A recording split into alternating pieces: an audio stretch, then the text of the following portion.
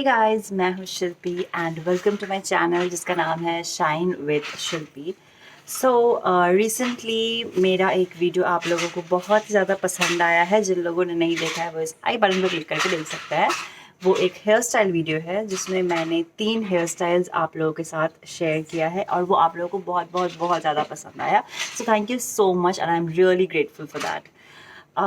But उस video में जो लास्ट हेयर स्टाइल मैंने जो आप लोगों के साथ शेयर किया है, जो थर्ड हेयर स्टाइल है, वो अच्छे से विजिबल नहीं था उस वीडियो में। वो ऑफ कैमरा हो गया था एंड वो विजिबल नहीं था और मैंने ध्यान नहीं दिया। और बहुत सारे लोगों ने जिसकी वजह से मुझे कमेंट करके बताया दैट वो जो हेयर स्टाइल है वो विजिबल नहीं है, लास्ट वाला हेयर स्टाइल विजिबल नहीं है, आपसे प्लीज़ एक बार और शेयर करें।